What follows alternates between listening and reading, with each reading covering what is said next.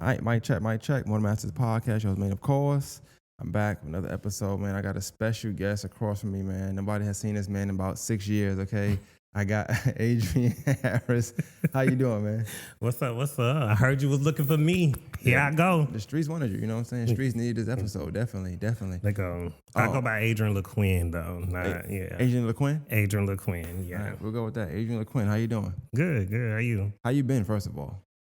I've been good. It's been a journey. Yeah. It's been a journey. I've been, I guess, ghost and laid back for a little minute. Yeah. But, I'm back out. It's time for me to pop my shit. So, Well, what I normally do is here, I kind of start back just to get a feel of who the person is.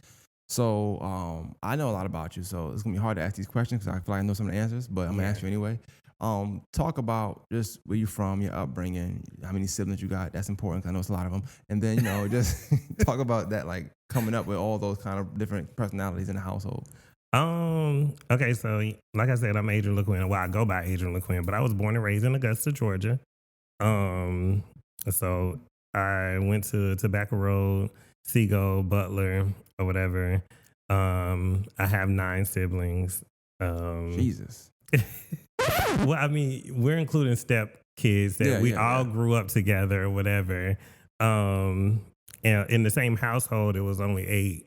So, it was a lot of different personalities. It was a ass of us. It was. But let me ask you a question. Is there any sisters at all? No sisters whatsoever. That's no what's sisters. so like. That's to me. That's what always was like. That was interesting about y'all. Like, and y'all was all rough. Yeah. And now people watching this probably don't know what we getting into yet. But even you, like y'all was all rough. I mean, I don't know. I guess. Well, I consider Augusta country. Most people don't. They consider it city compared to the surrounding areas, but I consider it country. But I mean, we were always rough fighting. Oh, we stayed in the streets fighting. I dare somebody to try me. I was telling my man that earlier. I was talking about having no. I said, but it's not the typical guy. I'm telling you, this is not the one. Yeah. I always tell people this. I said this for like last 6-7 years. I always tell people I told people, I said, if I was somewhere and I had like just a cousin with me and some friends. Yeah. And I said, I seen Adrian somewhere, right? And somebody was doing harm to me. I said, I would feel more comfortable with him around. No doubt. I'm fighting. Other ones around. Trust and believe. Just I know. No doubt. Matter of fact, I'm going to get into it before you do. If I see you in a tussle, because I don't want to do no talking. It's like, it's time out for talking. So like the way I used to be, witness me. But like, I don't want to talk. What we talking for? We at this point, let's get tussling. Like, I don't care about that. But, I've calmed down since then because I have more to lose now because I've built such an empire now. But, I mean, back in the day, I was hot-headed. Like, I was a hothead. I did not care. I didn't care if it was your mama, your cousin, your sister, your brother, your daddy, your uncle. Let's get it. Yeah. But with that background, growing up with barely nothing, getting hand-me-downs because I was the youngest at the time. And I felt like I had to get it out of the mud. That's just how it is. So I work for everything that I got. A lot of people might walk past me now and be like, you carry yourself well. You will never know if you're struggling. Or should anybody know you're struggling? Like, no.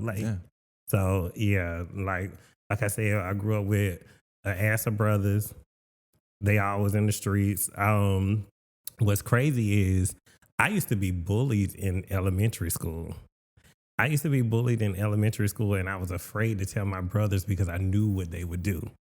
And not only would they handle the situation, they were going to rectify the situation, but also I was going to get in trouble for letting them even do it to me because for the longest, I didn't have a voice. Yeah. So, I used to be quiet. I used to never say anything or whatever. While they creating all the turmoil that they do, I used to be quiet and not say anything in elementary school growing up. And I used to get bullied. And then when I found my voice, it wasn't no shutting me up. Oh, I know that. I was ready for war. When I met you, you must have found your voice. Yeah. I don't think you've been quiet since I met you. I found my voice probably, it's so crazy because it took me long to find my voice. It wasn't until high school that I found my voice, which was so crazy because, still I was just quiet. I would only talk to my friends or whatever. Probably 8th grade, 9th grade is when I found my voice. But I remember I was scared to go to high school because everybody was like, "Oh, the real you about to come out in high school." All the while, I'm hiding who I am. So, like, I knew who I was for the longest. I just hid it by, doing everything that I was expected to do. Yeah. But by the time I got to high school and found my voice, I didn't give two fucks or wanted to throw it at us. So I do want to, because I do want to touch on that since you brought it up. Like, at what age did you know, like, okay, this is me, this is who I am. I'm not like my brothers per se. Yeah. This is what I like. This is who I am. So I knew back at like the age of probably 6 or 7, as far as I can remember back. It was probably like 6 or 7. Because I knew I liked to be dressed a certain way. I like my clothes to fit me a certain way. I did not like going outside and doing all that extra activity stuff. I wanted to stay inside. Okay. This is why I'm the best cooking out of all my brothers, because I like to stay inside. But like I wasn't going outside doing all that rough housing stuff like that or whatever. The only time I would tussle was when it was time to get down, and that was it. I wasn't doing all that outdoor stuff. I didn't like smelling like outside. I did not like any of that. I hated when I seen people spit, any of that. Like, and I just knew at that point, like I was just different. Yeah. I didn't know what it was, but I just knew I was different. But as I came more into myself and my age or whatever, of course, I dated girls. I had several girlfriends. And like, clap it up for you. Hold on, clap it up for Adrian having a girlfriend. Okay. I had several girlfriends. I had girlfriends in high school. So like I dated in high school as well.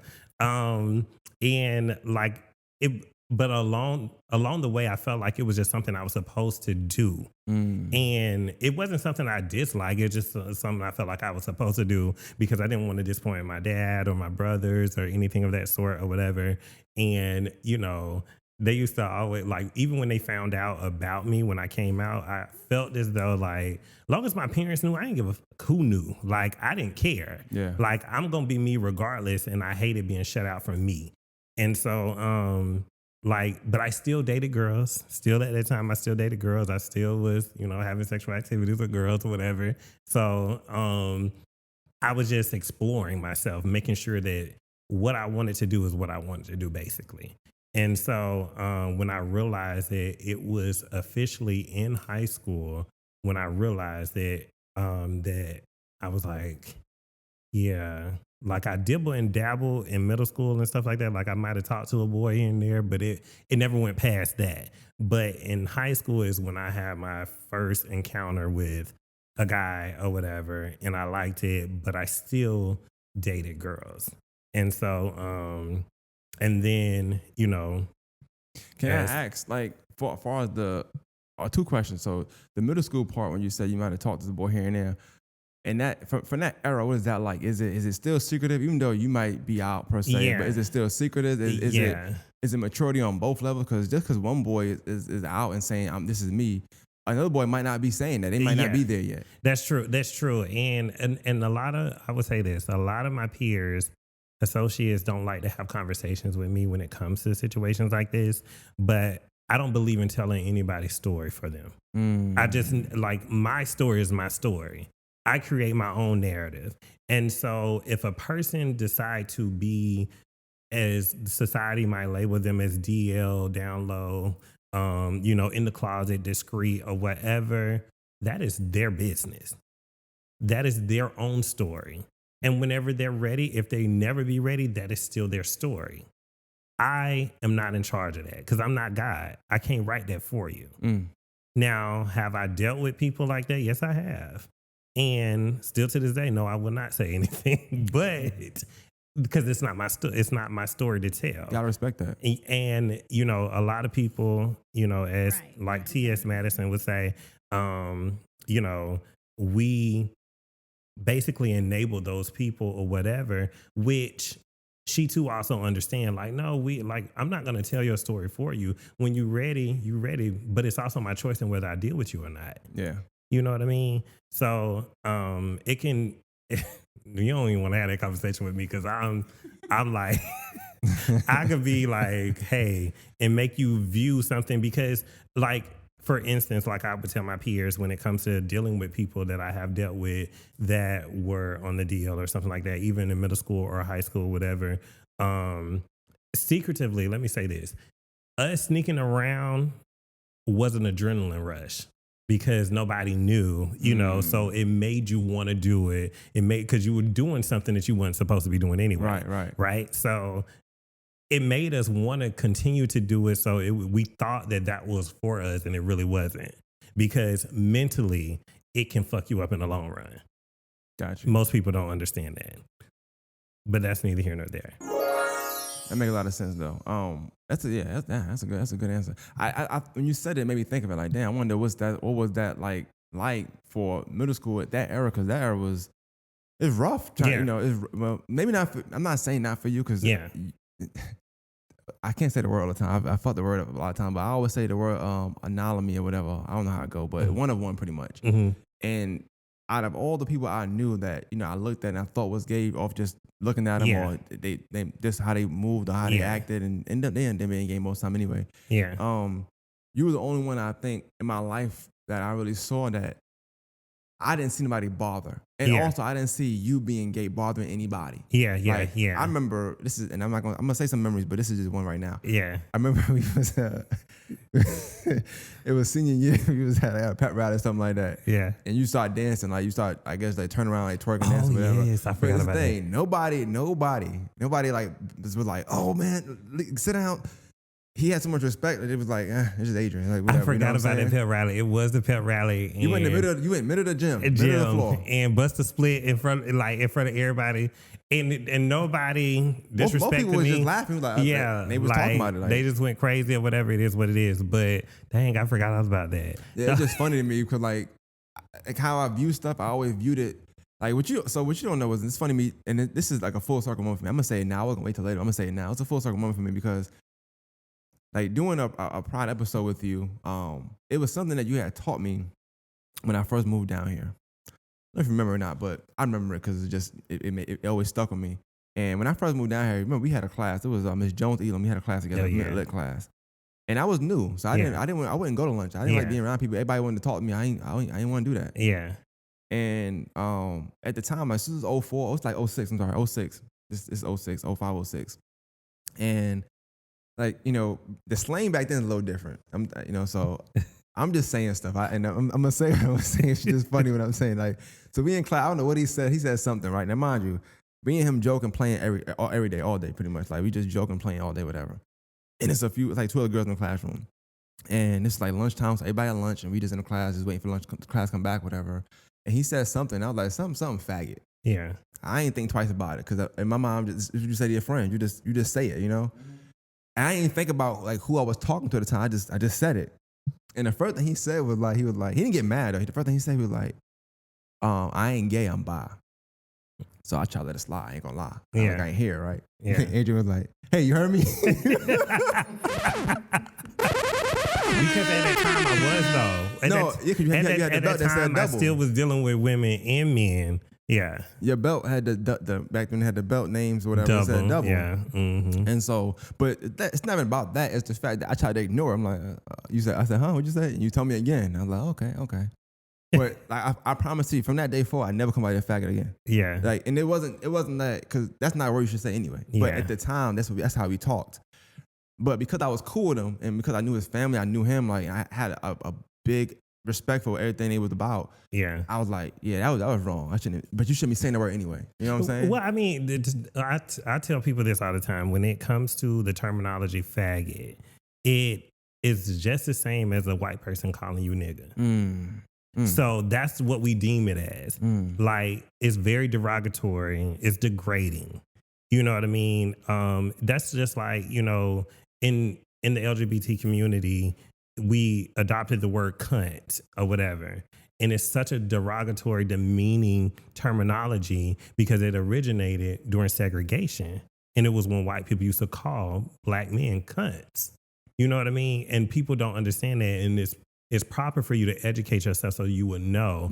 At a time when we had the altercation, it was like, you know, I didn't think nothing of it. I didn't like the terminology, but I didn't know the meaning behind it. I just know I didn't like it. But at the end of the day, like even the belt buckle I got from Kobe. I took it from Kobe because he used to he came up with it. Somebody came up with that, I guess, nickname for him or whatever. And me, I was always somebody that would take a name and come up with some type of synopsis behind it or like, phrase or something like that. So I forgot what double meant to me at that time, but it was something, but I do remember that. But, back to the terminology faggot, that's the reason why you do not call any, member of the LGBT community, that's just like when it comes to lesbian, you don't call them dykes. It's derogatory. Okay. You know what I mean? Because we deem it the same as if a white person would call you nigga. You would hate it. That makes a lot of sense. Yeah. It makes a lot of sense. And then I think the education portion is super important because I think people do use them words around. They think it's funny, whether social media, but you never know how it's affecting someone. Loosely, but I will say this. A real man do not use that terminology. And the reason why they don't, because their sexuality is not questionable. But the men that do use it, it's because something is going on. It is a factual thing. It is a factual thing because I've never been somebody to be in a room or the same setting of other people and make them feel uncomfortable. If I make you feel uncomfortable, it's because my light is shining so much that it's pulling your darkness out or you out of your darkness. So a lot of times people, because I've never been somebody to degrade somebody, missupport somebody or anything of that sort. Like I am the one that's going to cheer you on. I'm the one that's going to lift you up. You're going to get healing in our conversation. You're going to get motivation, progression, development in our conversation. But if you feel some type of way about my presence, it's because something is not right with you. Yeah. And that is not my story to tell, but that is not my place to point that out. It's just like, that's on you. You have to deal with that. That ain't your battle to fight. Yeah, it ain't. But I was going to ask that, how do you feel about it? I guess you answered though, but like sometimes you have people on social media or just in a room or something like that really will be like openly like negative, like, oh, this person gay, get away from me. Or yeah. And it's like, how's it bothering you? I see they come around grabbing your ass or, trying to grab you or talk to you. Like, no, it's so crazy because, I feel like the LGBT community, LGBTQIA plus community, I feel like they've only wanted to be accepted for who they are.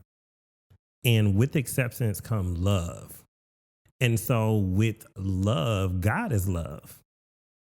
You know what I mean? Yeah. And so we get such a bad rep that when we defend ourselves against people that kind of, that despise us or whatever, at the end of the day, it makes it look like our defense is on a pedestal. And that's not what we're trying to do. We're not trying to put it before you. We're not trying to put it above you or higher than you. We are just trying to make ourselves equal. That's really it. Like, look at us. We're just like you. We're human. We just decide to live our life differently, which also goes back to when I said certain conversations people may not want to embark upon me because I have such a different outlook on it. When it comes to the acceptance of everything or whatever, because it's just like I tell people, most people don't feel like they feel like once you turn gay, that's it. Like you just gay. That's it. Ain't no turning back. You can't do this, you can't do that or whatever. But I'm a person of experience. So it's just like with experience, if you experience something, that just means that you just had that one experience, whether it was 1 time, 2 times, 5 times, 7 times, 10 times, 80 times. You know what I mean? It's just an experience. But what makes you be a part of that community is when you live the lifestyle and you practice the lifestyle. You know what I mean? Yeah. And a lot of times it may be because they are uneducated. They don't know the meaning behind it. They're just doing stuff because they like the feel of it, but don't understand why they like the feel of it. But also, too, it makes them a moment. I say like this to a lot of people. You try crack for the first time, make you a crackhead? No, you experience crackhead. You experience crack. Yeah. That's what you did. That makes sense. I mean? That makes a lot of sense. Yes, you experience crack. So I shouldn't be able to call you a crackhead because you just experienced it. It was just it could have been a depressing moment. You could have lost somebody or whatever. That doesn't make you got laced. You never know. Yes, got laced or whatever. You know what I mean? But when you can't go on with your life because you need this substance, okay, you're a crackhead. You know what I mean? Different conversation there. Yes.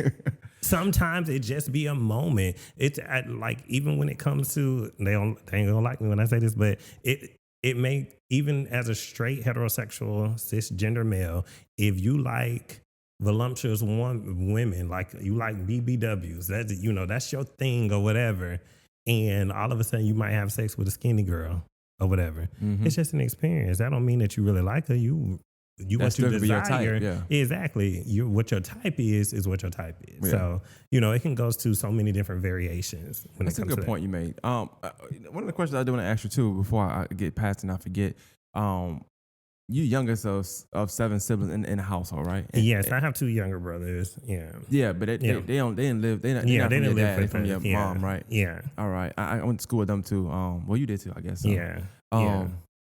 But I was gonna ask you, like, how, if at all, hard was that, or what was your mentality like?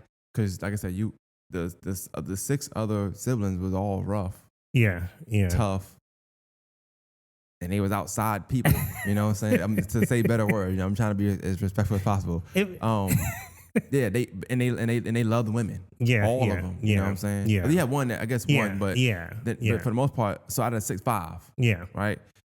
How was that like growing up in a household where, I mean, you're not any less rough than them. Yeah. But you don't like outside. There's certain things you don't like. There's certain way you talk. There's certain way you move. Certain way you walk. Then they don't walk that way or talk that way. So what is that like in the house? Did you bother them? Did you annoy them? Was it like? Truth be told, it did not bother me. Okay, because I didn't care, because I was going to be me regardless, right? But it probably did. It did bother them because they would say little smart remarks or whatever. You don't call me out my name, whatever. When we would get into it, didn't matter, because if we wanted to fight, we was gonna fight. You know what I mean? Yeah. But I would say that the name callings and things of that sort did hurt my feelings, because at that time words mattered to me. Words don't matter to me now. Your actions are more important for me. But at that time, like when they used to be name calling and stuff, and they was rough, I didn't care. I'm gonna fight you, but your words did hurt me. But I'm still gonna fight your ass. So I don't care. So I mean, that's just how it was. I mean, and seeing them with their girlfriends and whoever, it didn't really matter to me either. Like, that was their life to live. Most of their girlfriends wanted to be my friend anyway. Like, especially when they seen that I could do hair or something. Like, they just wanted to be my friend. I mean, whatever. And then I felt like after a while, you just sticking around. You trying to see what my brother doing, but I ain't no snitch. I was gonna say that too, but I would keep my mouth shut. I ain't no snitch. I'm not telling you what they doing. It's just not happening. But I mean, their words hurt me, because they did do a lot of name calling, because truth be told, like, as frustrating as it was for me, it also was frustrating for them too. Especially because they're growing up with a sibling that is different from what they're used to. But also too, I would say this: no one parent raised their child to be a certain way. You raise them to the best of your knowledge. There is no manual. There is no guideline. There is no book or whatever. You don't raise your child to be gay. You also don't raise your child to be straight either. You raise your child to be the best version of them. With that comes different dynamics, different groups, different stigmas, different stereotypes. It happens. But if you know that you raise your child in the best way that you want to go, the Bible say, I ain't trying to get biblical, but raise your child in the way that you want them to go, and they will not depart from it. There we go. So, like, what you instill in your child, and you think all along, like, because here's the thing. I have clients, I have parents that come to me, and they don't know how to deal with their child being this way. And I tell them, the first thing I tell them, truth be told, you care too much about something that has nothing to do with you. Because it doesn't. You didn't raise your child to be that way. You only raised them to do right and wrong, to be a stand-up person. You know what I mean? Be honest, truthful, whatever, loyal, whatever it is, forgiving, whatever your motive is, or your motto. But you did not raise them to be that. You make a good point what you just saying, because I had a conversation recently with somebody, and I think like I'm not saying that's what they thought at all, Yeah. but obviously it's a conversation they had with their other part, that the child's father, whatever, and they think talking about well what could we do differently to, I guess, make them I don't know, tougher, or make them not as feminine, or and it's like, well, that can't be the only way you parent. You gotta have, it's gotta be something deeper or better. And then you really can't blame. I know people like to say, well, this person like this because they around their mom too much. Yeah.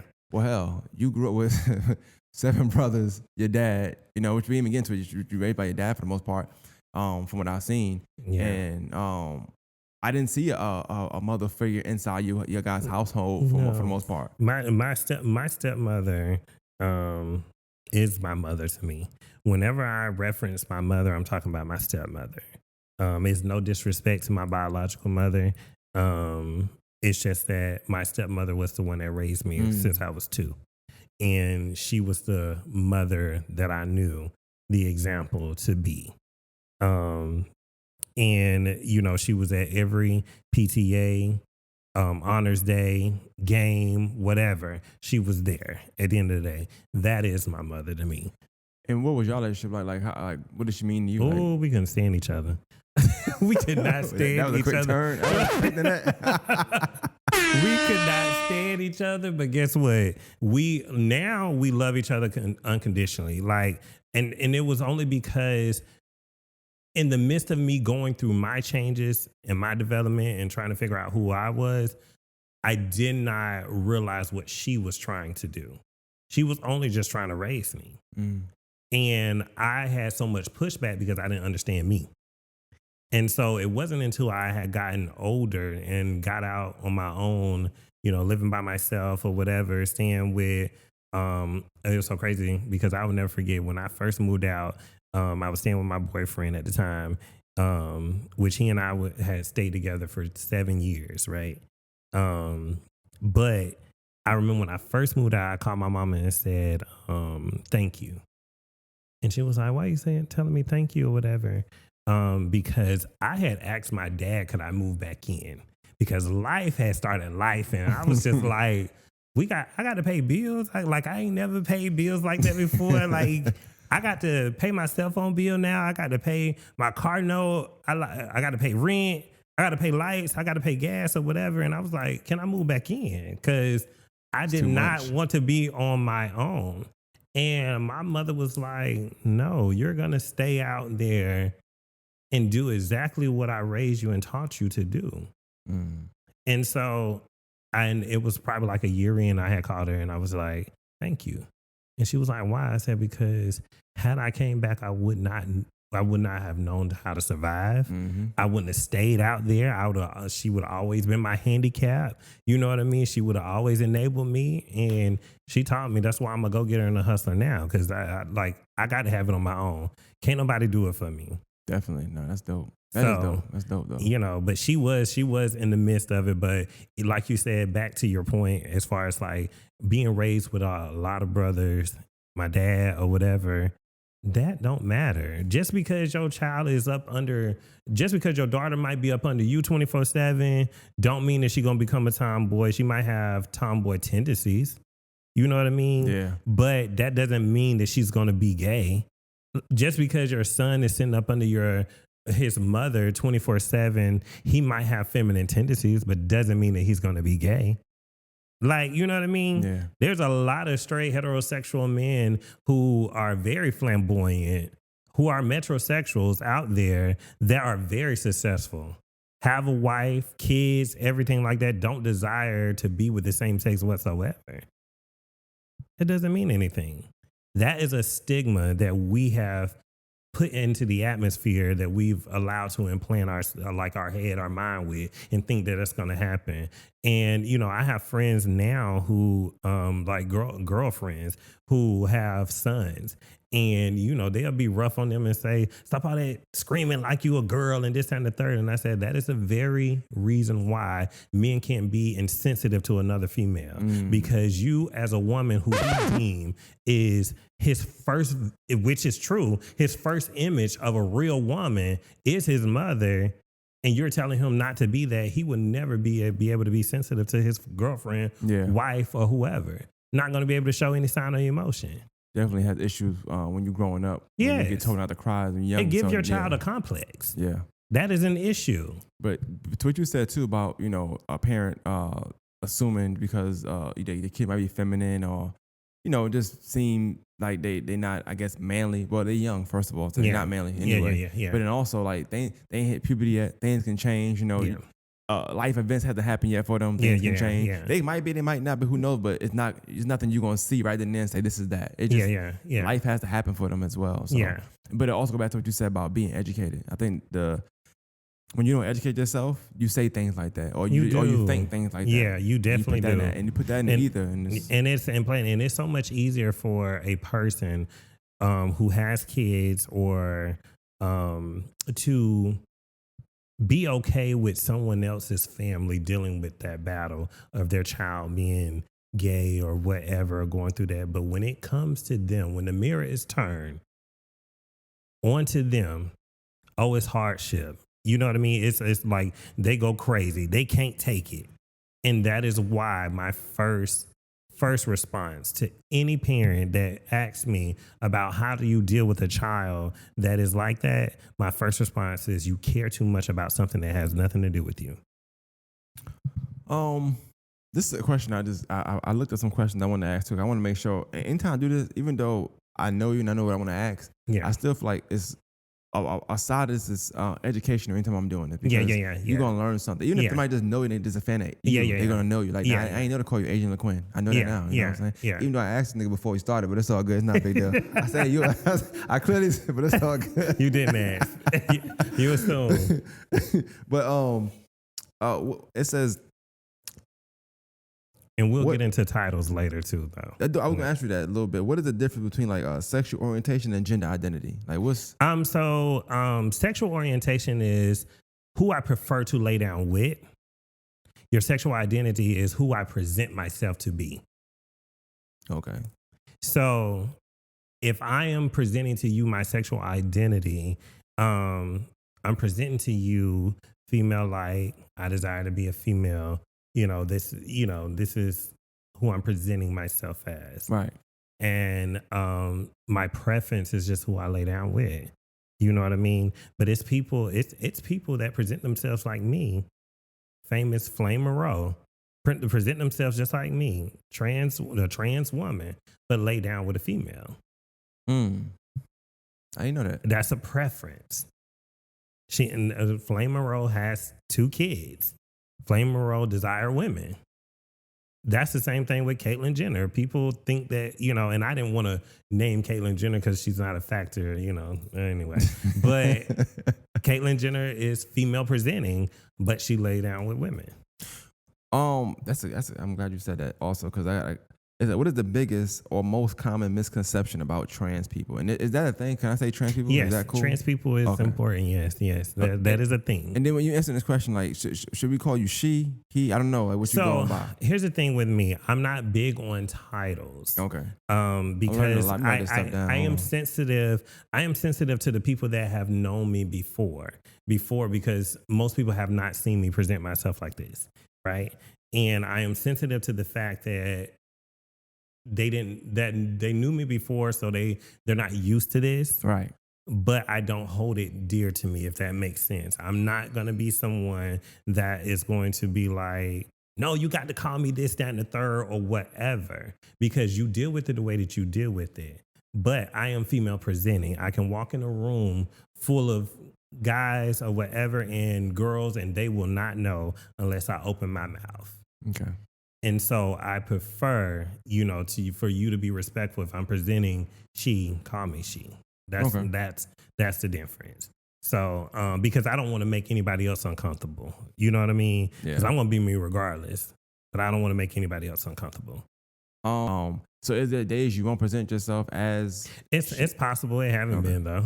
Okay, But it's possible. I'm just curious. I was like, it's possible. I wouldn't consider myself fully trans because, I haven't gone through the full operations and things of that sort or whatever. I live my life just like this or whatever. But if I just so happen to decide to wake up and want to throw on some J's or something, I want to do it too. It is what it is. All right, shout out to you. I'm talking about. So, it is what it is. But for the most part, I present myself like this. This is me. This is who you're gonna get. And all glammed up. I feel like if you're gonna do this, do it the right way. You know what I mean? Most people do not. So, what is the biggest misconception about trans people in your opinion? I think the misconception about trans people is that the biggest misconception to me is that trans people want to fit in those categories. Like if it is a female to male trans, they want to, like, they feel like, oh, they trying so hard to look like a male or whatever, or be considered a male. Same thing as a male to female. Like I'm trying so hard to look just like a female and be considered or labeled as a female or male. Trans people are in their own category. They are trans people, trans men, trans women. They do not want to be like, oh, that is a woman, that is a man. They want to be passable. Yes, they do. But their identity are trans.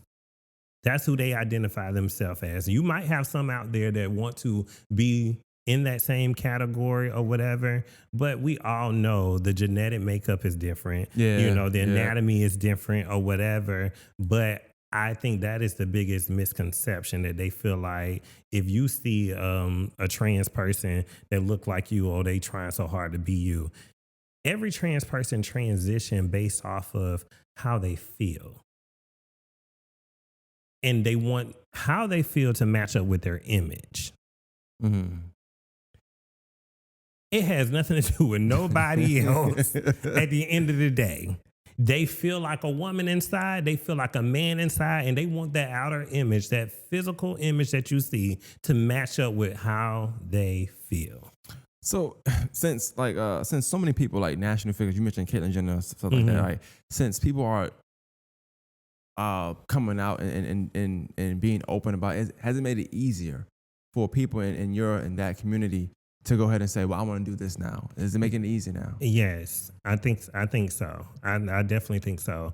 But we're not going to use Caitlyn Jenner as an example. Who would y'all use? We would use T.S. Madison. Okay. We will use Laverne Cox.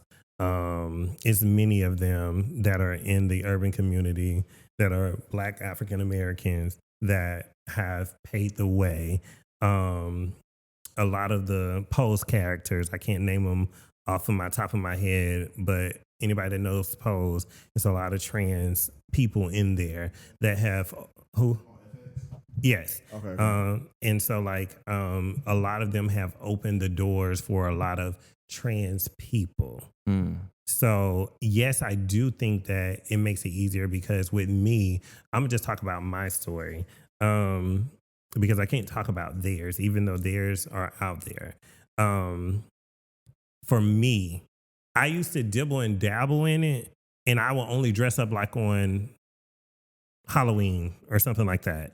I would dress up on Halloween, and I would be able to walk past people and they would not know who I was. And to me, it was like a whole little facade looking that I was, basically doing or whatever, but it was the only one time a year that anybody could be a whore, a slut, they could be whatever they wanted to be and not be judged for it. Right. And that was my moment, that I could come out and dress like that on Halloween and nobody would care, right? And then also when I started getting older and I started going to the gay clubs or whatever, like I would just, dibble and dabble in it, but not be so, bold with it. But I would dibble and dabble in it. I would have to go to my friend's house to do it. But, I would that dibble was and time to experiment. Yes, just to experiment, because I was finding myself, right? And, it became adrenaline rush for me, the fact that I was able to dress like that and nobody would know, right? this person that has transitioned and came about was mainly because of the fact of losing a sibling to this, to this murder, cruel world, and Augusta or whatever. And then also, it was also a defense because I had became so lost within myself from the person before that a new personality within me had to stand up and take up for me, basically. Right. Because I hadn't became so lost. I started, I felt like I probably went back to that person that was in elementary school that was getting bullied in a sense, but in a different form because I would let people get over on me. I would just let, things happen or whatever and not really have a backbone to stand on. And so when this new person started developing, and I presented myself to the world, it was more so like, listen, this is me. Can't nobody get over on me. I'm not taking that shit no more. Like, what's up? You want to get in the ring of fight or you want to settle this like grown adults? You know what I mean? Yeah. And so like it was more of a defense that it became a lifestyle for me that I'm just like, I'm here and I ain't turning back into a bitch decide to turn back. I'm here. What's up? Like, I don't care. Take it or leave it. It is what it is. Cause I can show you a thing or two. What's up? I might can show your bitch how to, let's like, yes. I might can show her a thing or two. What's up?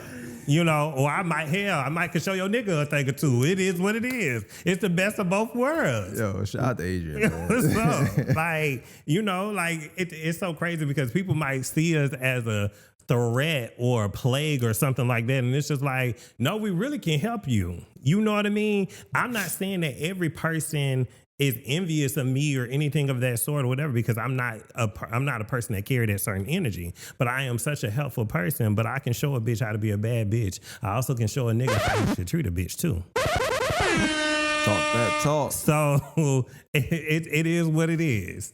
So you did mention something a little while ago, and I don't know if that had anything to do with anything, but like you mentioned kind of because having a new identity, so to speak, So, whereas I know it was a lot of, I would say no, it's a lot of y'all. I'm not gonna say no, it's a lot of y'all. I lose track.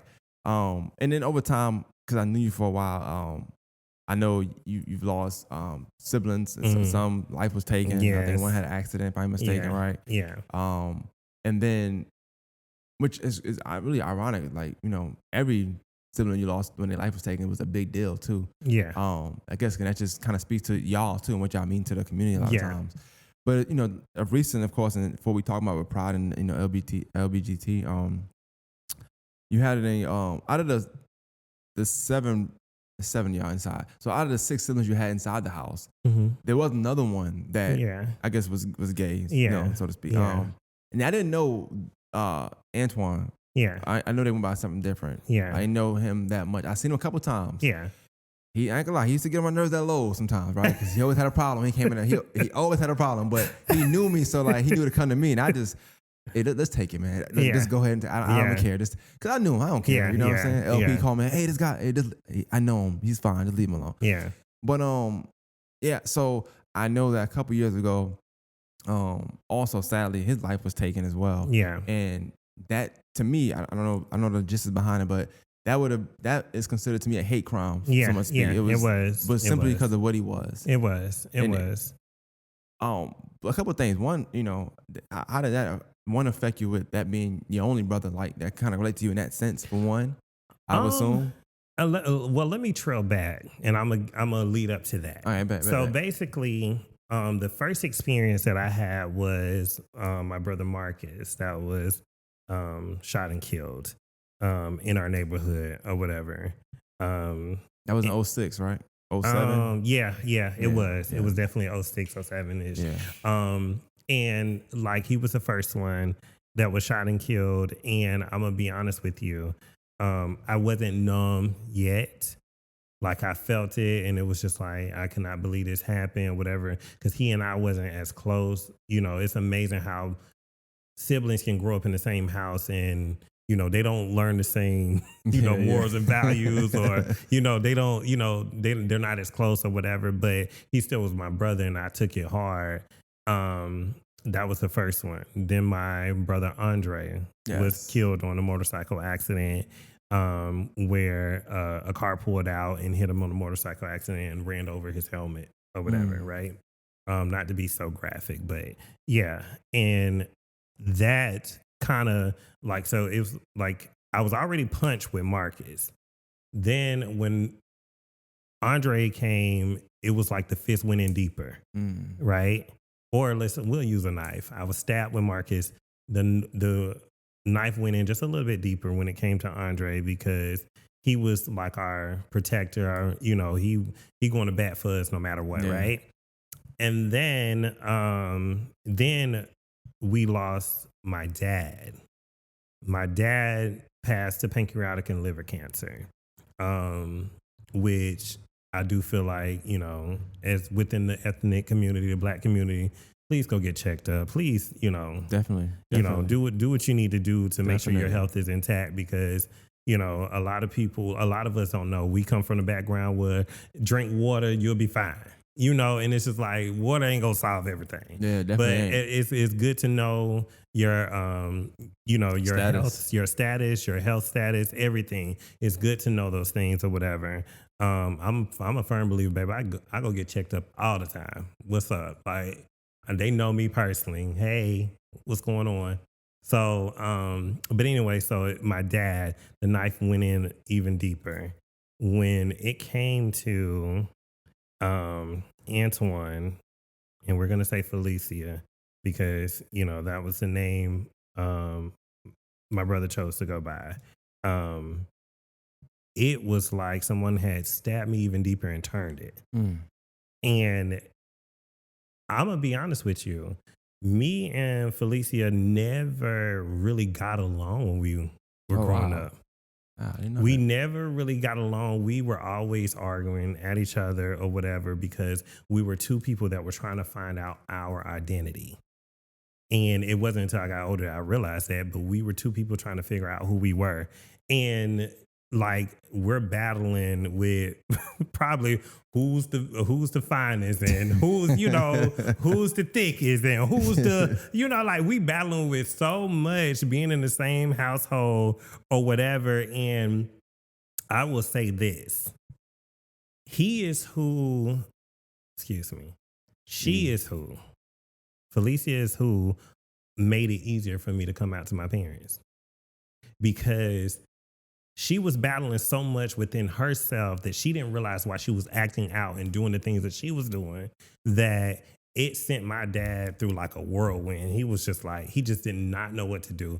He didn't try to beat it out of her. And like, literally, like, this is a Black household. Yeah. He tried to beat it out of her. I mean, she was sneaking and wearing girl clothes from her friends, all kind of things. Like, we would go to school one way and get to school and see her with a skirt, walking right past you with a skirt and whatever on, and we just like, now I know we left the house. You had on regular clothes. Yeah, you would just had on regular clothes. Like, what's going on? But I mean, it was her trying to find herself. Right. And so my dad, like, he was at wit's end about it. Like, he had to beat her so much, like, it was nothing else he could do. And that is how Black families do things. They, like, dads, women, whatever, mothers, sometimes they feel like, oh, I got to beat it out of you. If I'm harder on you, then it'll make you change, and it don't work. It's because one thing about a child, they're going to be who they are with or without you. Mm-hmm.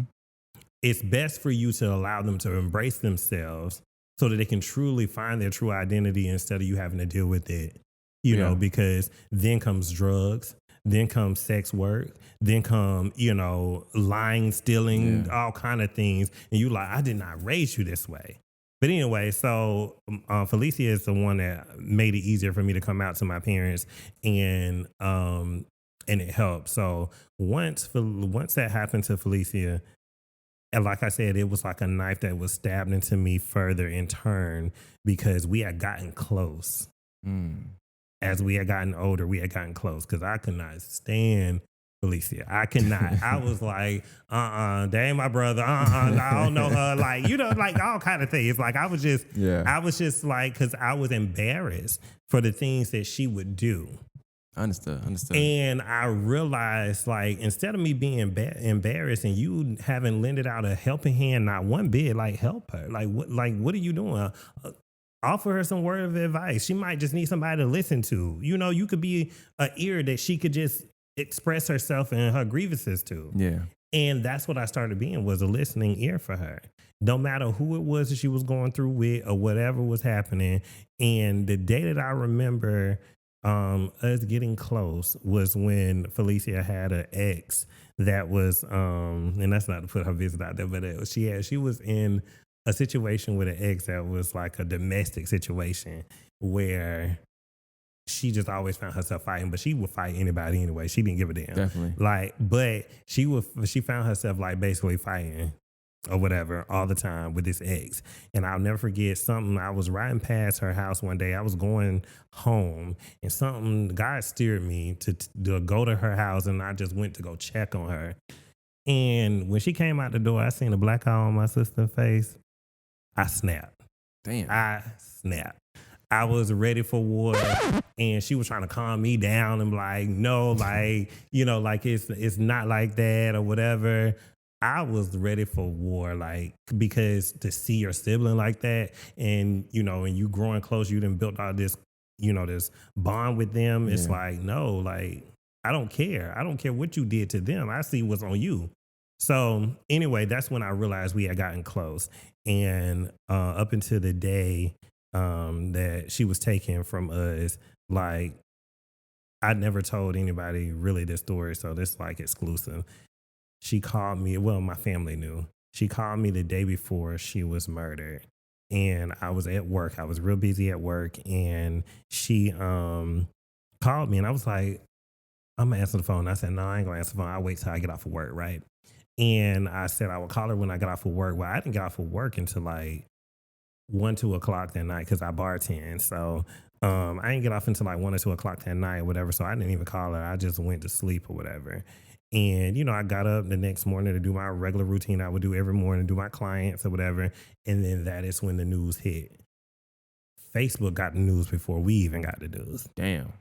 And not only did Facebook get the news, they got a picture of her, the way that she was laying on the ground. Oh, man. And that's what we had to see. So, I'll never forget, my brother had walked out the room and he was like, tell me this ain't true.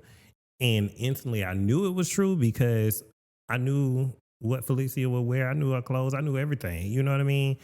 Because we spent more time with each other. Yeah. But I am thankful that God allowed me to share that much time with her before, that had happened. But yeah, Facebook got the picture, Facebook got the news, and all I could do was run out the house and be like, what can where to go? I didn't know where I was going. I was just driving. And, finally somebody had called me and I decided to answer the phone and they told me where to go, whatever. But, it was devastating. It hurted me. It still hurt me to this day because a lot of things that I've accomplished, a lot of things that I've, gone through or whatever, I knew, even though she is by my side, I just knew that she would be like, to celebrate with you. Yeah, celebrating, chilly, and then rooting for me. Yeah. And, somebody took that away from us. So. That sucks. That sucks a lot. And definitely kudos to you and your family for being strong. I think I've interviewed, I interviewed Kobe a couple of times. Yeah. Kobe cool. He like to talk, you know that. Yeah. I've interviewed Kobe a couple of times. I've seen Howard a few times. I was actually there. I went to your dad's wake. I remember that. I remember seeing Felicia in there, and you there too. Yeah. You ain't grown. That's what you said to me. But definitely kudos to y'all for being strong. I was gonna ask you, with that happening, did that ever create fear within you as far as like your lifestyle and just how you live? At first it did. But no, I'm very cognitive or conscientious of, like, it made me more alert and aware. Like, I just don't play the radio, baby. I just don't play the radio. I just don't have time. because it's my life or yours. And just like in that bed behind you, baby, I stay ready. So it is what it is. Yeah. You ready for me to add a clip out on you? Let me know. What's up? But it's just like, no, like it did at first. We all have a time, place, expiration date or whatever, but I'm not about to live my life in fear, because I already know that she wouldn't want me to. Yeah. She didn't live her life in fear. She didn't play that. Like, she just did not. She was not that type of person. So I'm just very conscientious, aware, and alert more now. Like, it was one thing that I think I commend her. I don't know how you feel about it, 'cause like I said, I know you live a little differently, and some of the decisions she would have made or did make that you would make differently. But I remember one time her I don't want to say outing, but because I hate to say this word, because it wasn't about nobody being gay or anything like that, but it was about a guy talking to a younger girl, and she took offense to that, and she kind of blasted it, but it helped me. I'm a barber at the time. I started going to him. A few times, like, why I go? I can't. I got daughters. Yeah. I'm not about to be around you cutting my hair. I don't care how good you cut. I find somebody different. You know what I'm saying? So I always did like that. I know he probably understand it, but like, I got daughters, and you talking to little girls. I bring my kids to the shop. Who's to say 16 years from now you ain't trying to. Like that's how I think of it. So I did like that. People don't like that, but and that's probably why people, most people loved it, but that people that felt the way, she just checked them. Hey, this is wrong. You doing this is wrong. Yeah, it is so true, and especially your oldest daughter, because she is gorgeous. Oh, thank you. Thank you. And she feeling out just like a mama. I'm trying to tell you, Jesus Christ, boy. You gonna have to. I tried to post her a lot. I tried to post her because she looked too old. Looked too older. Like I seen that when she was like 10. But she is gorgeous. She is really gorgeous, and that's something that you're gonna be having to. Yeah, it's so hard, man. Let me tell you, right? One day I don't tell the story often because niggas play too much. Yeah, we went to school. She was going to one of the special schools, and we went there, and she was going to 4th or 5th grade, right before COVID happened. Whenever COVID happened, it stopped, and I was happy, thank God. But we went there. I remember a boy looking, right? And he looked, and he did a double take. I said, "Oh my God, I'm in trouble now." Not a double take, nigga. Come on, I'm right here, bro. You not see me? She human, but it be the females first though. Everybody always used to say it was the guys, but it's always the females that start. They're usually the ones that are mature enough, ready to know that they're ready to. Take that next step. It don't be the guys. I try to ask her, but I'm her dad. She ain't gonna say nothing to me. But I try to make it to where she's comfortable enough, like, and then it's gonna be hard because, like I said, I'm her dad. But I always tell her, if you got somebody you like this, I don't care. He's fine. I would say this though: the way that you can get her to open up is that when you make it uncomfortable for her by telling her a little bit about you. Okay. That because you want to keep that. You want to keep that balance, of course, and she's still always gonna know that you dad, of course. Like that's never gonna go away. But when you create the environment for it to be open, she'll warm up. She'll come. She'll tell you, and it's gonna start with, "Dad, please don't be mad at me," or I don't want you to this, that, and the third. And you have to control your emotions and not react to it, because by your reaction is gonna counteract her to not want to tell you anything anymore. No, I definitely agree with that. Yeah, but I don't forgot what the question was. I try to create that open space, though. Yeah. But we just kind of was talking. But I did want to ask too. The exposing. That's what it was. Like him putting somebody on blast. Oh yeah. And that's what it was. No, I would say this. One thing about my brother, he was always honest about who he was. He was female presenting because that's just how he lived his lifestyle, but he was always sure enough to tell somebody, like, I'm this. Yeah. Right. And so for him, he, when it came to putting people on blast or whatever, or exposing, as, the community want to say, it was more so for the women because he loved his women unconditionally. Definitely. I agree. And, a lot of people say that I am, I'm not like Felicia because I don't do that. I'm not, because like I said, I don't create the narrative for someone. I'm not going to put their business out or whatever. But more so than ever, it was more so that the reason why he would do it was because it was for the women and the love that he had for women. And a lot of times it was close women to him that he knew that were dealing with people, and he felt that he had to do that to protect them. And also too, it was motions like, Um, and this might be so wrong. And Felicia, forgive me because I'm putting your business out, but I don't care. Listen, he would be like if he conversing with somebody, and he's straightforward and honest with them, like this is what it is or whatever. He would ask them, "Are you dealing with somebody? Do you got a baby mama? Do you got a wife, kids, or whatever?" And 9 times out of 10, those guys would lie to him, right? And say that they don't, and he would find out otherwise. Then at that point, it become extortion because he put you on payroll. And the minute that you don't want to pay him, he gone. So that was the wrong in what he was doing. That was the complete total wrong in what he was doing. Because I didn't believe in him extorting or whatever. But I used to always like, take that down, stop doing that or whatever, because I didn't want any harm to come to him, because people are crazy nowadays. They don't care, whatever. But and he would listen to me every time, like when I say take that down. Yeah, because some people, especially when it comes to their reputation, that's all they have. They have nothing else going for themselves. When everything's stripped away from you, the only thing you have is your name.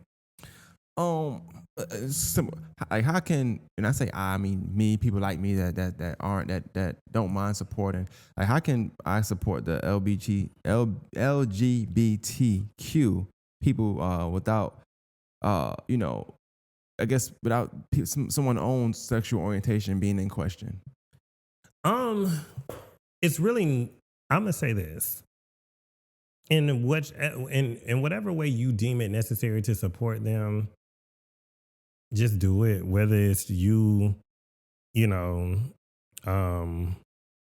I guess promoting somebody or their businesses or whatever, or just having conversation. Really, in ways that you can support is just having a conversation, allowing a platform for people like us to have a conversation. Yeah.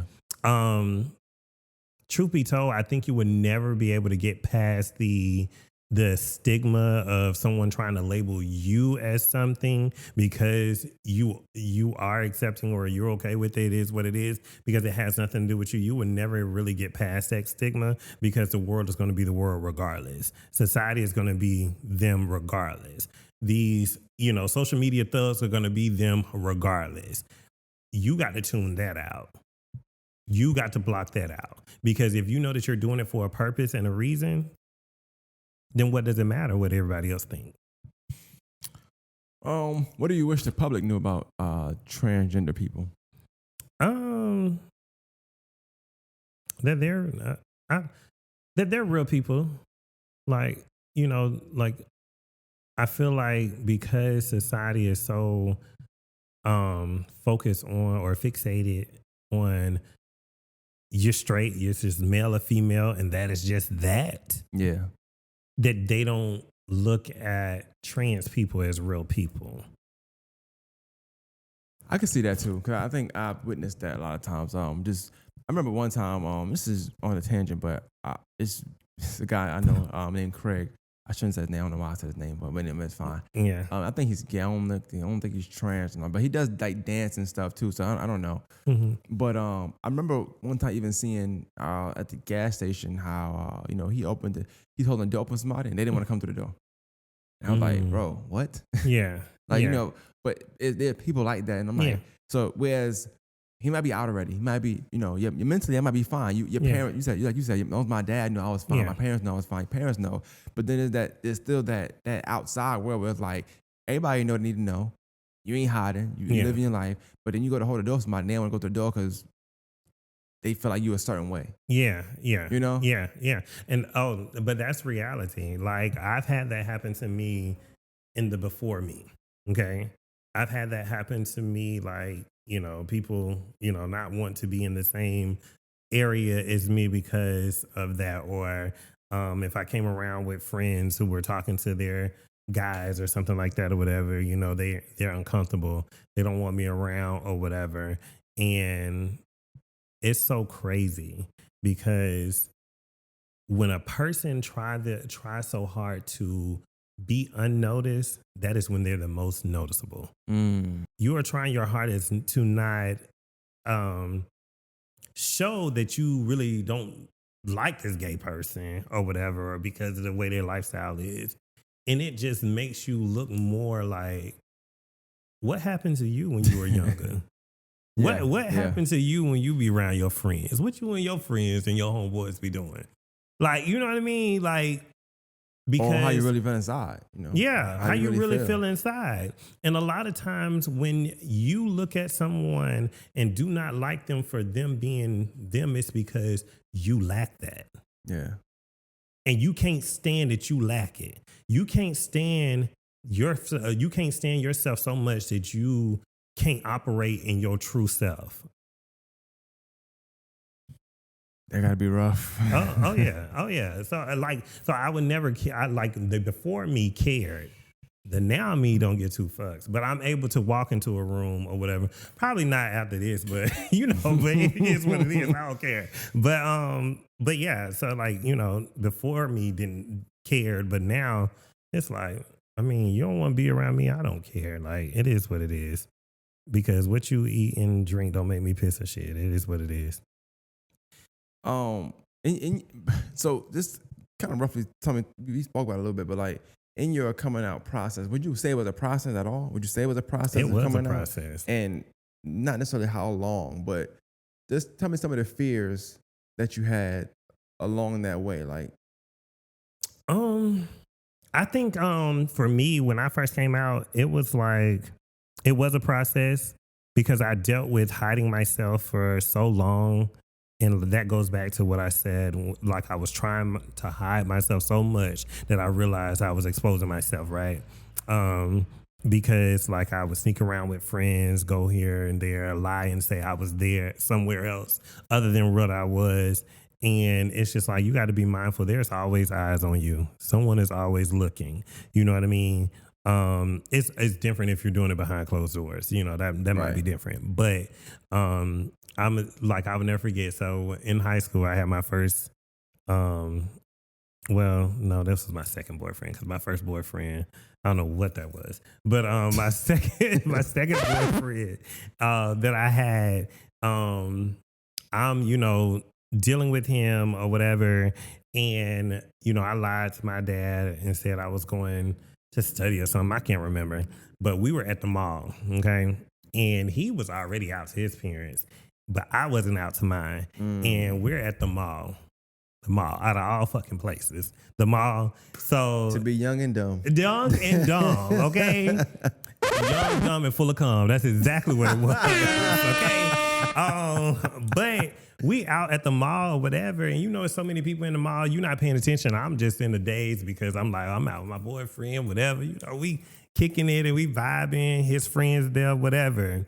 And, you know, I thought everything was good. I get back home, wasn't no issue. I go to sleep, wake up the next morning, and I never forget, my dad came and woke me up.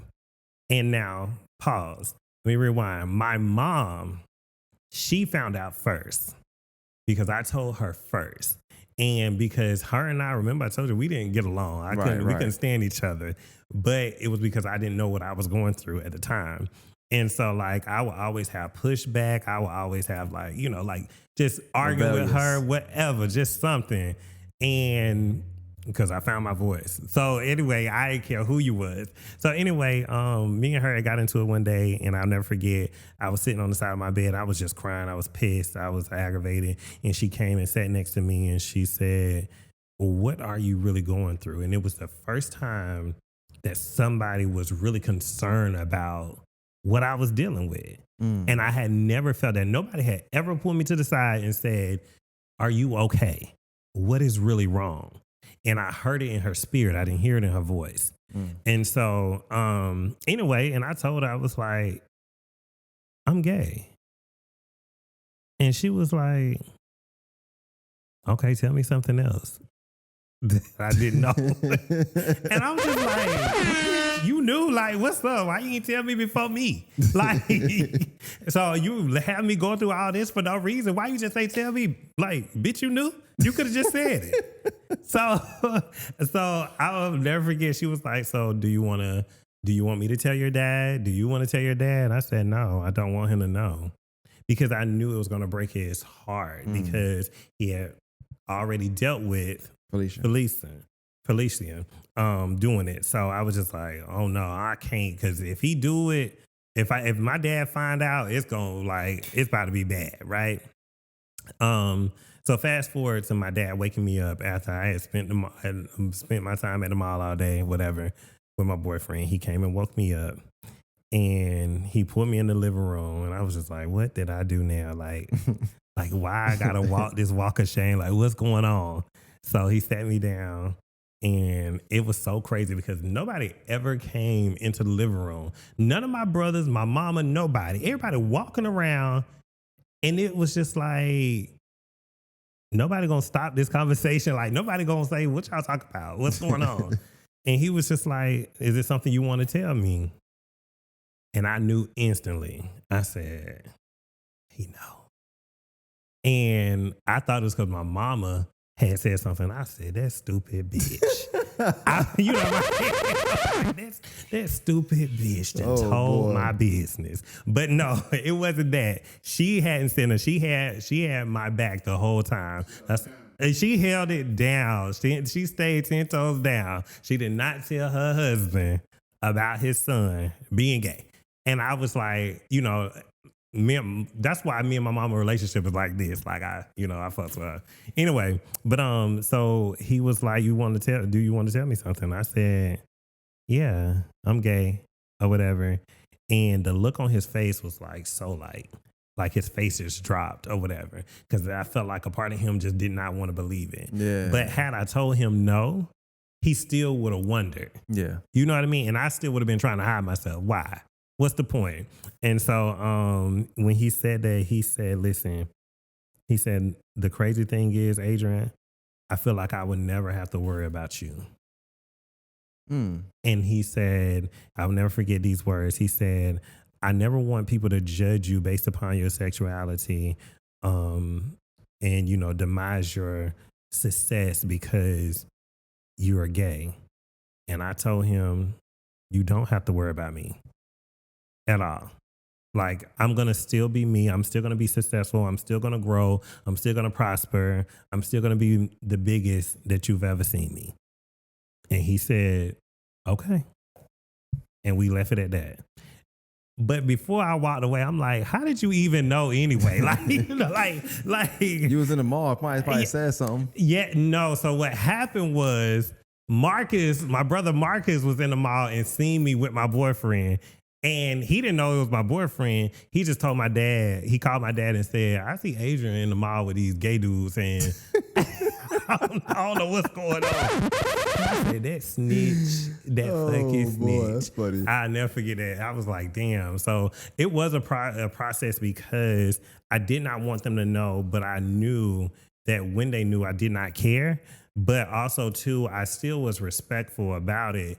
It wasn't something I'm just like, only in America, bitch, I'm gay. What's up? It wasn't like that. It was more so like, I'm going to be respectful because I knew that they had my aunties, my uncles, church family, all of these people that would be watching them or whatever, or be quick to pass judgment at them, because I could handle the judgment, but I didn't know if they could handle the judgment. So I was like, I didn't want to be disrespectful, so I did it tastefully or whatever, until I started like growing more into myself, and I'm like, I'm me. I don't care. That's dope, man. Yeah.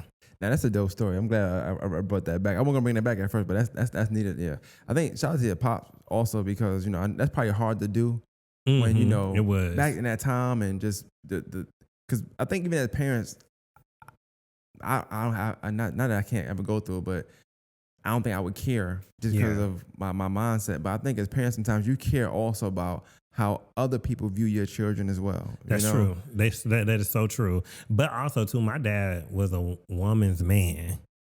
Papa was a Rolling Stone. I'm sorry, Mama, but your husband was a whore. Boy. He was a big ass hoe. There you go, man. He just did not care. And it was so crazy. Like, I feel like I'm putting all the business out there. But it's so crazy because Shay. like for my dad, like, he was like a woman's man. Like, all the women loved him. And I just be like, what y'all want with this big round ass motherfucker? Like, what's going on? Like, Chill out. This big nigga think he a cowboy for real. Like, chill out. Like, you are not it. But they loved him, his personality, the fact that he made everybody laugh or whatever. And I try my hardest so much to not be like him or look like him or whatever at the end of the day. And it's so much like goes back to what I said. You try so hard not to be noticed that you are the most noticeable. Yeah. And that's what I was doing. And I'm the clown. Like I will drive your ass out. Yeah, I will go toe for toe for your ass, and you better be ready. And I love to make people laugh and feel good about themselves. But he was a woman's man. He also was a whore, though. He was definitely a whore. Okay, we got that. We got that. He was. Write that down, whore. Okay. I love. Listen, I love my horrible father. He was one of the best ones. So like, he was one of the best. He was one of the best ones. That was my daddy. I don't care. That was my daddy. But he had his moments. But he was a woman's man. And, so from his background of loving women so much, he just expects all his kids, all his boys to be that way. But, life has its ways. Man, that's dope, man. This was dope too. See, I knew it was gonna be one on one. I knew it, man. Adrian Laquinn, man. That's what I'm talking about. That's that guy.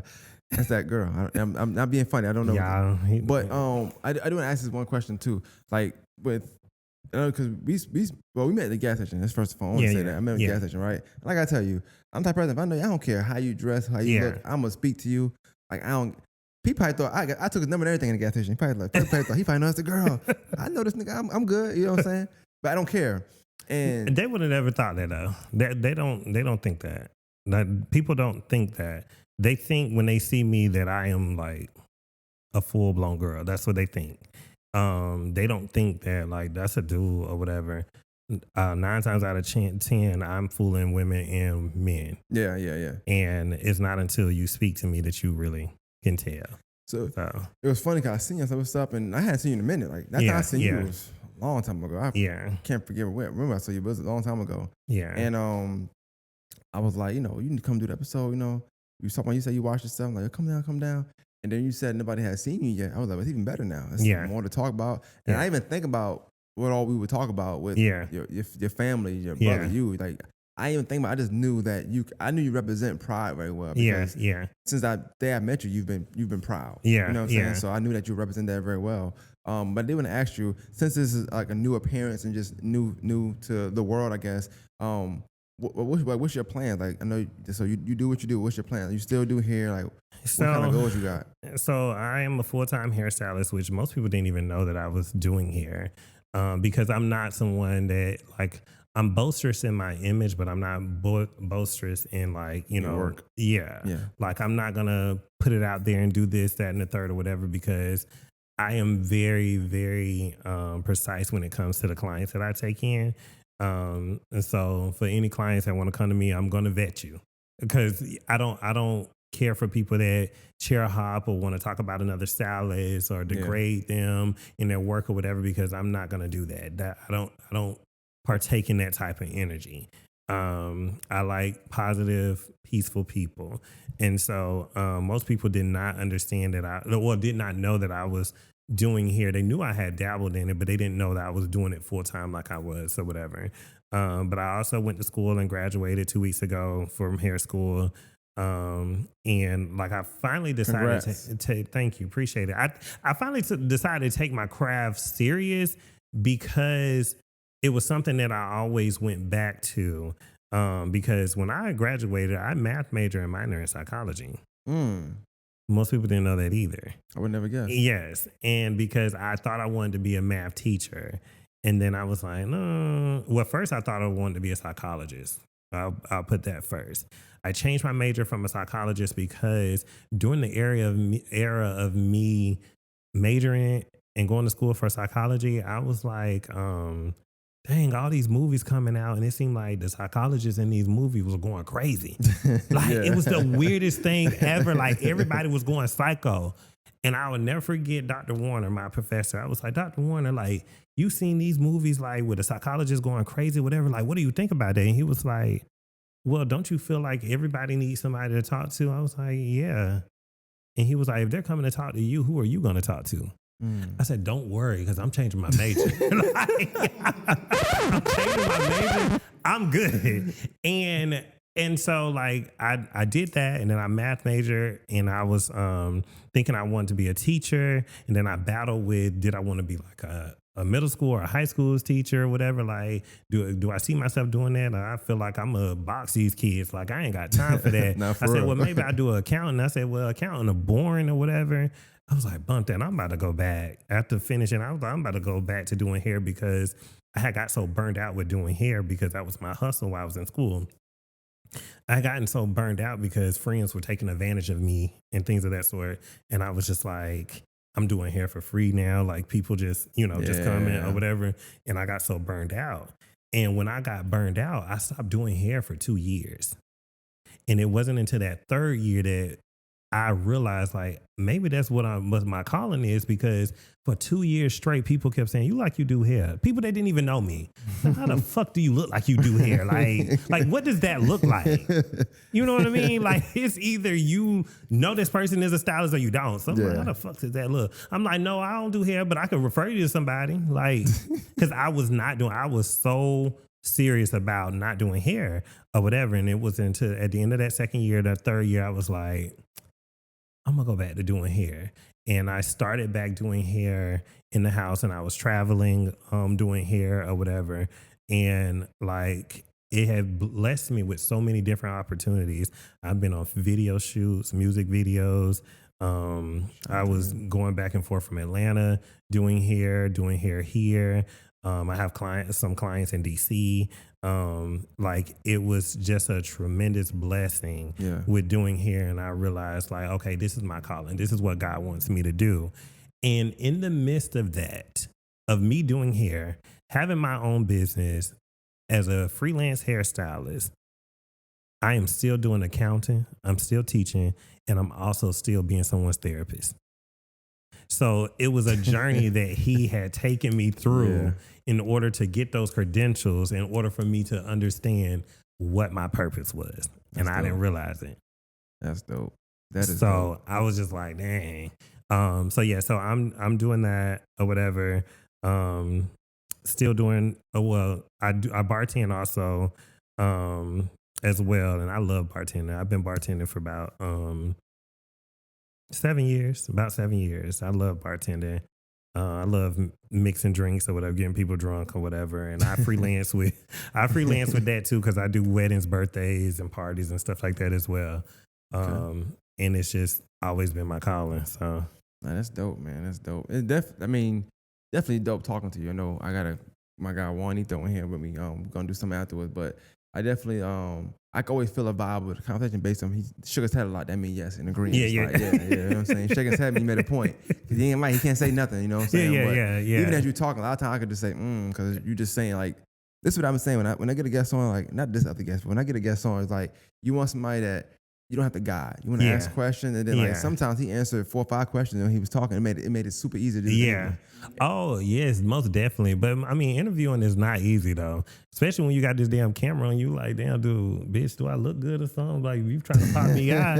Like, I'm trying to pop out. Do I fucking look good? He ain't give me no mirror, no nothing. I don't even know what the fuck I look like right now. But it is what it is. I'm sending you a link. It is what it is. Man, no, hell no. With this image, bitch, I need to know if I look too big. Do I need to suck in? What I need to do? Like, no, hell no. You got me over there. No, it's all good, man. We got good quality over here. We try to do the right thing. Oh yeah. No, this was dope. But like I said, I have been watching you for a while, even with Kobe interviews, Randy interviews. That's a lot of interviews that you had done. And it's so crazy because when you first started out, I didn't think it was going to be as big as it was. I know, right? That was crazy. Yeah, you didn't think it was going to be as big as it was, and just the elevation and the transition. It's dope. It's dope. I appreciate that. It can only go bigger. Definitely appreciate that, man. Look, I appreciate. So you gotta send me how to spell the name too, so I can put Adrian Laquinn on the screen. Okay, not Adrian Harris, because I don't know how to spell it. Don't put that last name. That's real ugly. Okay, we'll go with this. It's real ugly. Laquinn. Yeah, it's 2 words, like Laquinn. Yeah, like it's actually my first and middle name. Oh, okay. But my LLC is in that too, though. Oh, okay, okay. So I got yeah, you, so got like, well, I have an LLC in that, and then I have an LLC in my makeup company. you do makeup too, don't you? Yeah, I do hair and makeup. So makeup, hair is what I started out doing, and then makeup is just follow along with the business or whatever. But I have a makeup line that I've been working on called Bar Cosmetics.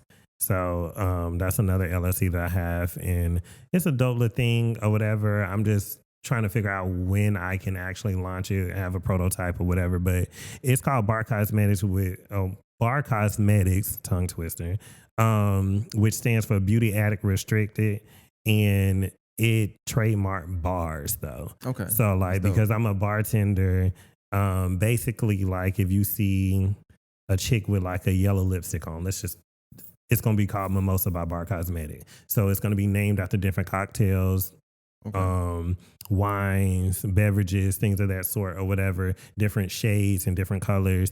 And then also like you'll be able to create a cocktail like shadow look on your eyes. And then also my PR packages, like my brushes will be in shakers, my concealer will be in shot glasses, my foundation will be in mini bottles, you know, things of that sort or whatever. So basically your PR package, you'll be able to set up like you're about to bartend an event. Oh, it's dope. But it's going to be for makeup. So. You got everything set up too. I think the dope thing is that he said earlier too, how, you know, names, he's trying to make a name mean something. So even the bar thing, that's dope. Yeah. Like, yeah. Like I've always done that for some reason with my weird ass. But Come on, man. So it happens. But yeah, that's where it came from. But yeah, like I do makeup full time. Like I said, I'm in a salon off of Peach Orchard Road. Y'all, well, don't pull up. I ain't got time. Don't even do it because I have to vet you. Well, if they had to reach you, how they supposed to reach you? Then like email or something? Okay, so I mean, my social media is Adrian Laquinn, and that's ADRIAN LAQUINN. And so like that's on Instagram, Adrian Laquinn on Facebook and Snapchat or whatever, TikTok. All of it's the same. Okay, So okay, yeah. Just Adrian Laquinn. I am Adrian Laquinn. But yeah, like, yeah, we do take walk-ins, you know, we some beasts in there. If you ain't getting your hair done by me, you ain't talking about shit. So, you know, it is what it is. You ain't talking about nothing or whatever. We're going to slay your ponytail, your quick weave bob, your wigs. We're going to do it all. And I'm going to take care of your hair up under there, and I still shampoo. I don't know about some of these stylists. I ain't throwing no jabs, but I shampoo my clients, you know, before they sit in my chair because I don't play that. I don't want to touch your nasty ass hair if you ain't washed it. All right. Okay. All right. Look, man, this was dope. Hey, man, appreciate you for coming through. Definitely. This was a dope episode, man. One of my favorite. I can tell right now after I learned a lot today. And this is somebody I know. So, you know what I'm saying? That thing that was dope too. That's a dope full circle moment to learn more from you because, like I said, back then when I said that, I learned a lot that day. Like I never used that word again after that. Like I didn't say it. So that was dope, man. So I definitely appreciate you for coming through, man. Definitely see the growth in you, and just your demeanor and how you approach things, and not as loud as you once were. You know what I'm saying? You get there. Obviously, you know. Well, I switched the loudness to my yeah. I was never loud. That's crazy.